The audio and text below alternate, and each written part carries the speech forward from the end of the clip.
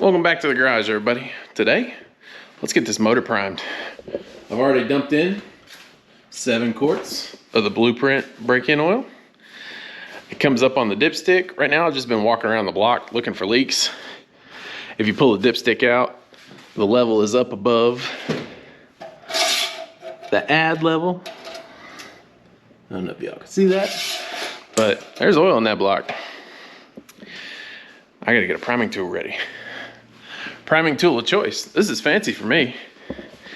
We grabbed a ARP part number 1038802 big block, small block, Chevy Deluxe oil pump priming kit. We'll see if this is any good.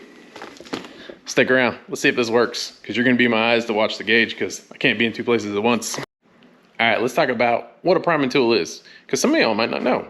So what it is basically a shaft, and it mimics the bottom of your distributor.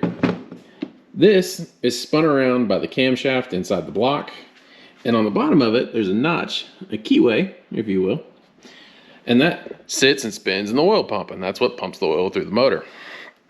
Instead of having the distributor there, I'm gonna drop this thing down the hole, and I'm gonna spin it up, and it'll prime up the motor. This will pump oil through all the oil passages in the motor without cranking the motor over. This motor was shipped to me, all the oil was drained out of it for shipping, and since then I've had the oil pan off and stuff like that. So I want to make sure everything is well oiled up, so that way when I go to start it with the actual starter, everything's pre-lubed, nothing prematurely wears, and we don't get any bad sounds or terrible things. So let's get this job done. All right, let me bring you in and show you what we're working with. Now, since I've already dropped one thing down this engine, I am taking a lot of care not to drop anything down that hole, because I don't want to pull an intake and all that kind of stuff off. So let's get you set up. You can see me put in the tool and we can get to work. All right, tool, spinner. Let's see what happens.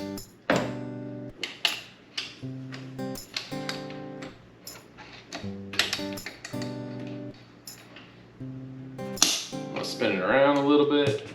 See if I can find that keyway. There it is. We are locked in. That actually worked out really well. Now, all I gotta do, hear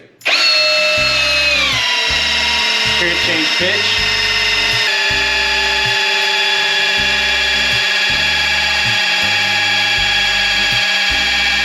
Oh, this is going well. All right, let's get you guys inside the cab and y'all can watch the gauge. We should see this go up. I'm hoping we get, you know, close to that H, less to the low side. I can tell it's kind of moved, but I'm not seeing it leak anywhere, so that's a good sign. All right, now y'all watch.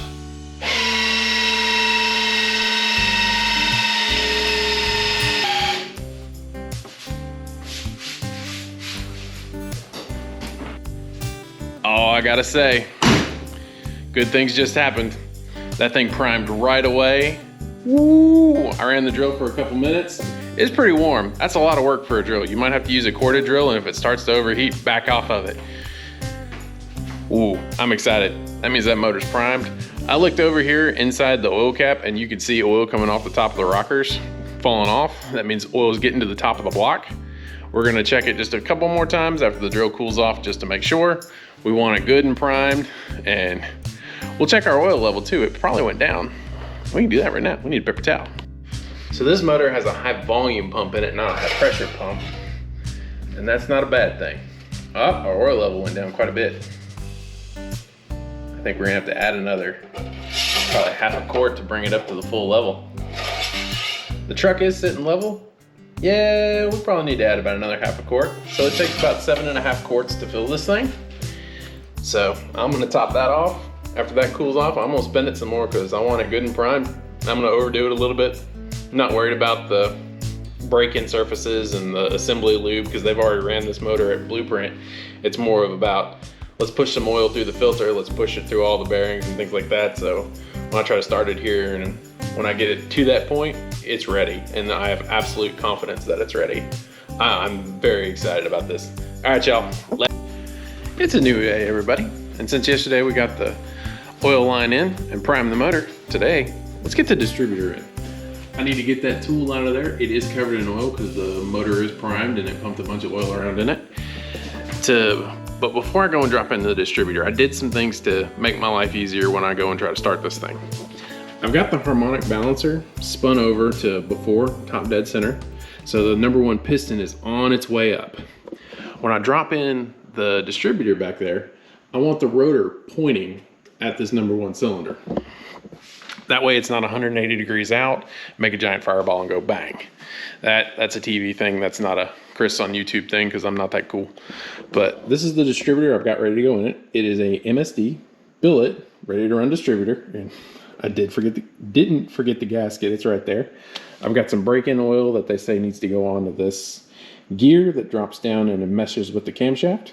So let's get at it. Let's get the cap off of this distributor, get the priming tool out of the way, and put a distributor in. So, see you in a minute. All right, let's take you along for the ride. Let's pull out the priming tool. Try to leave as much of the oil down in the block as possible. Set that in the bucket. And that can go there. All right, next up, because this is open, I don't want to waste time. I want to get that distributor in. So let me figure out an angle for you guys so you can watch, because I need both hands. All right, welcome to the brake cylinder quick clamp camera view. So some parts of this thing. That's your vacuum advance. This is what hooks up to your ignition system. This is going to go to an MSD 6AL box. This is the rotor. And the cap is obviously the thing over it. So my goal, have the vacuum advance kind of over here and my rotor button pointed over there. So if I'm sitting here looking at this, I want to kind of kick this over towards like 5 o'clock, 4 o'clock-ish. And when I go to drop it down, I want it to mesh with the gears, and it should kick it around clockwise if I remember right. It's been a minute since I put one of these in.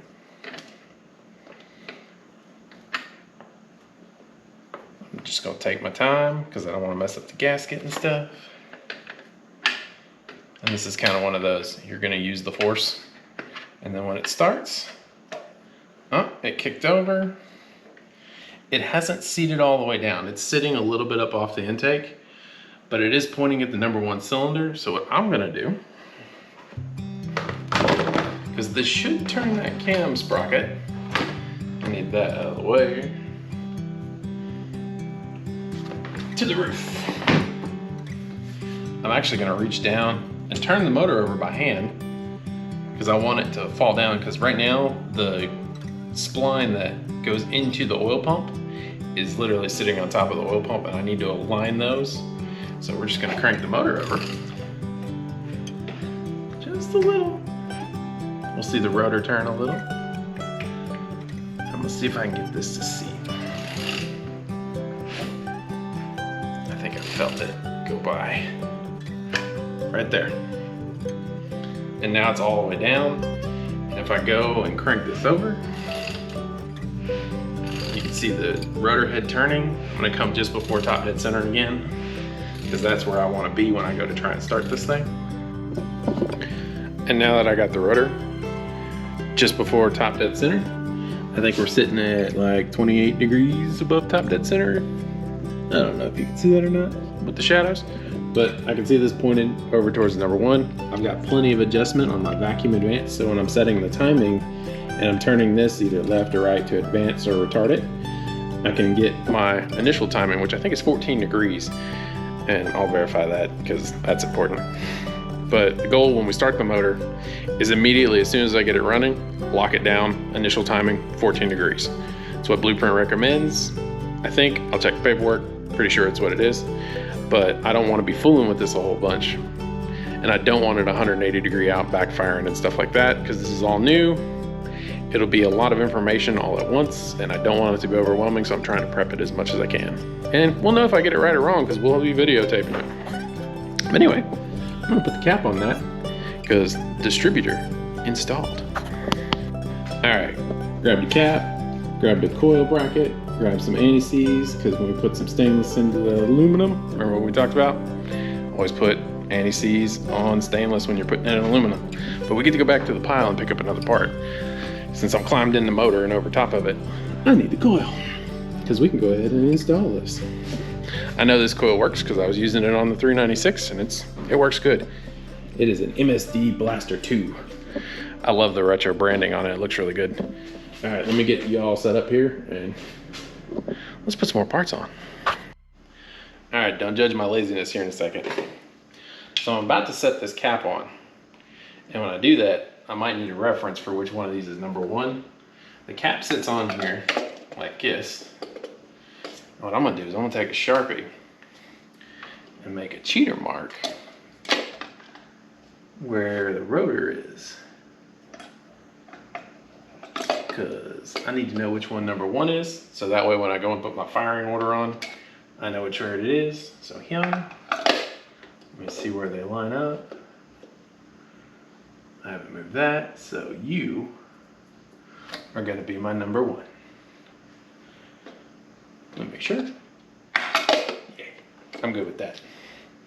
But that way, I know when the rotor is pointed this way, this is my number one, and then I can put my firing order on. And they do go clockwise around it. I'll look up the firing order, obviously, between now and then. But it's a good thing that, I've been wanting to see this thing get dressed.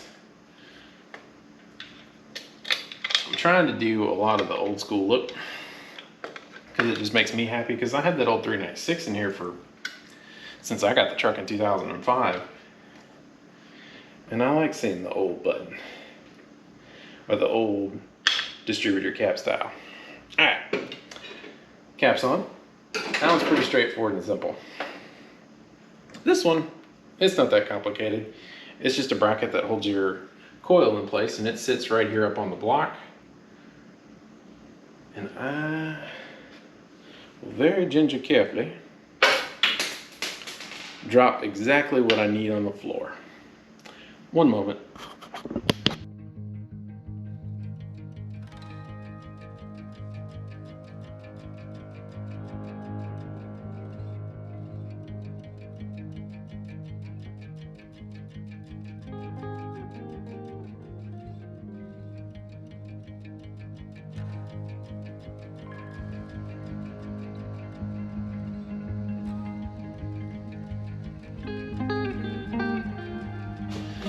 This guy tells me it's been a long day at work, so let's do some wrenching and get something done here and feel good about it today.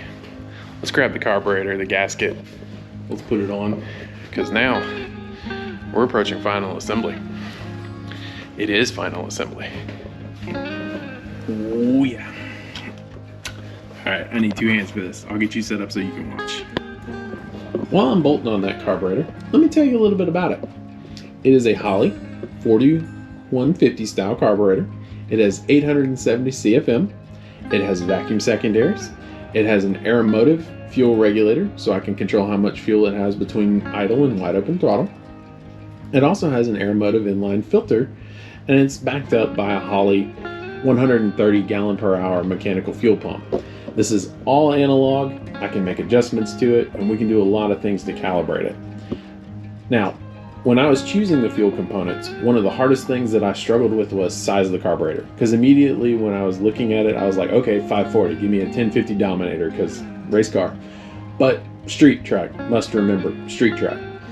The 870 should give me a really strong signal at the carburetor, so when I'm adjusting those screws and making calibrations, I should be able to hear my changes and better tune the thing. Also, with it being an 870 versus a 1050, it should be a lot less binary at the throttle. So what I mean by that is it won't be on or off. I should have a lot of variance. As I press the pedal, it should give me more and more power the further I press. And if I let up, it should, in the best way. There's a lot of stuff in this world that I can't do, but this, I can do this. Holy crap. All right, seeing this is definitely like very nostalgic for me, because I've already rebuilt this truck once, and when I put that block back together, it felt really good, and I'm getting a lot of those chills and fills. But this is on another level. All right, let's keep dressing.